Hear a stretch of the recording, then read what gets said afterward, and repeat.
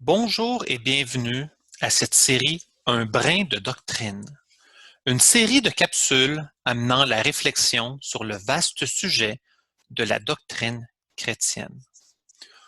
Aujourd'hui, bien évidemment, pour cette première capsule du module 1, nous allons débuter avec une introduction. Parmi tous les sujets d'études possibles à notre portée en cette ère numérique, où tout est pratiquement accessible, pourquoi quelqu'un jugerait-il nécessaire de consacrer ce temps d'isolement à l'étude de la doctrine chrétienne qui semble si ennuyeuse et inutile? De toute évidence, il y a une pléiade d'avantages à s'adonner à cette étude et nous allons en aborder quelques-unes dans ces quelques commentaires introductifs, tout en répondant aux obstacles nous empêchant de reconnaître cette branche de la théologie à sa juste valeur. Rappelons d'entrée de jeu à la nature oublieuse de l'être humain que nous sommes, que la théologie était autrefois considérée comme la reine des sciences, et la théologie systématique, qu'on surnomme la doctrine ou la dogmatique, était la couronne de la reine. En effet, la systématique construit son objet sur les produits de la théologie biblique et de l'exégèse. La systématique, comme son nom l'indique, est la systématisation des découvertes des autres domaines théologiques. Il s'agit non pas de fonder notre compréhension d'un sujet sur un seul verset biblique, mais d'avoir une vue complète et cohérente de l'ensemble de la révélation que Dieu nous a donnée et d'être en mesure de l'exprimer d'une manière harmonieuse et synthétique. Stricto sensu ou à strictement parler, la théologie systématique répond à la question suivante. Pour nous aujourd'hui, que nous enseigne l'ensemble du corpus biblique sur un sujet particulier? Autrement dit, selon le théologien américain Wayne Grudem, la théologie systématique consiste à rassembler et à comprendre tous les passages bibliques en rapport avec différents sujets, puis à résumer clairement leur enseignement afin d'établir ce qu'il faut croire concernant chacun de ces sujets. Nos croyances font de nous des chrétiens, tels que nous le rappelle 42 fois le livre des Actes. L'enseignement de la doctrine, qu'elle se fasse par la catéchèse ou par des formations académiques, est une pratique perdue dans nos assemblées évangéliques, qui sont maintenant souvent caractérisées par les réalités suivantes, selon Tim Keller. La vérité est un ensemble de notions vagues et superficielles.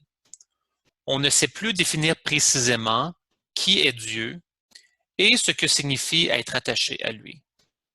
On fait preuve de légèreté et d'incohérence face aux grands sujets de la vie, tels que les choix professionnels, communautaires, familiaux ou d'Église.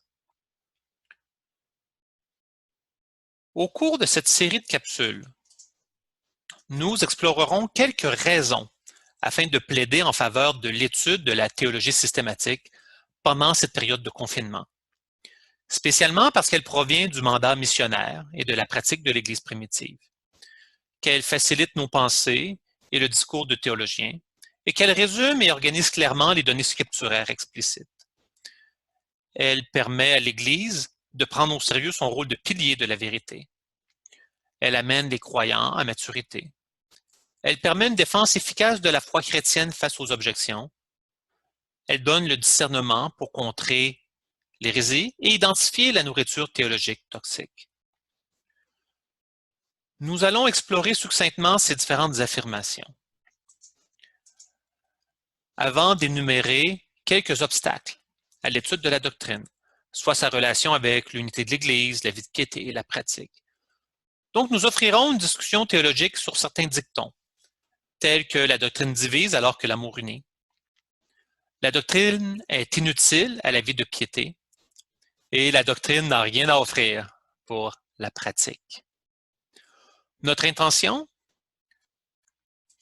est de susciter en vous ce désir d'approfondir votre connaissance de la doctrine chrétienne tout en recherchant sa dimension pratique. introspection, apologétique, éthique ou les domaines de la vie chrétienne, de la vie de foi et de la piété. Ceci étant dit, alors que vous allez débuter ce cheminement et qu'on va faire ça ensemble, quelles attitudes avez-vous pour débuter cette réflexion? Est-ce que vous vous considérez davantage comme Priscilla, la pragmatique? Hein? Tu ne vois pas le côté pratique des études théologiques, mais tu es prête à changer ton avis. Es-tu Patricia la peureuse? Les gros mots théologiques te font peur et tu ne te crois pas assez intelligente car les mots sont durs souvent à comprendre. Es-tu petit Joe connaissant? Tu penses déjà tout connaître. Tu écoutes seulement pour savoir si j'ai pas oublié quelque chose. Frédéric le fondamentaliste. Tu te crois mandaté par Dieu pour être le gardien de l'orthodoxie. Tu désires protéger la doctrine, bien sûr celle que tu connais. Victor qui veut des réponses. Tu as beaucoup de questions. Tu désires ardemment trouver ces réponses et les mettre par écrit. Peut-être es-tu Thierry le traditionnaliste.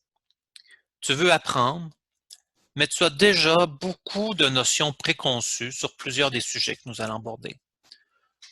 Tu désires seulement que tes traditions seront confirmées.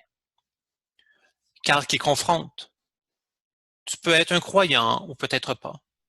Ton désir est seulement de confronter les autres. Peut-être es-tu Dominique qui doute. Tu es bien sûr un croyant, mais tu as des doutes. Tu cherches un endroit sécuritaire, sans jugement, afin d'exprimer ces doutes que tu as et de recevoir des pistes de réflexion sérieuses. Et la dernière, Catherine la curieuse, tu écoutes seulement par curiosité. Je vous invite à une introspection alors qu'on va clore cette première capsule. Quelles sont les attitudes qui te représentent le mieux? Peut-être là ou les attitudes qui te représentent parmi celles qu'on vient de voir. Pourquoi te définis-tu ainsi? Peut-être qu'il pourrait être intéressant de demander à quelqu'un qui te connaît bien de choisir l'attitude qu'il voit le plus en toi. Et peut-être que vous pouvez en discuter et certainement voir quelles sont les forces et les faiblesses de cette attitude dans ta vie et pour tes études. Donc, je vous remercie d'avoir été présent pour cette capsule et on se dit à la prochaine pour la prochaine capsule d'un brin de doctrine.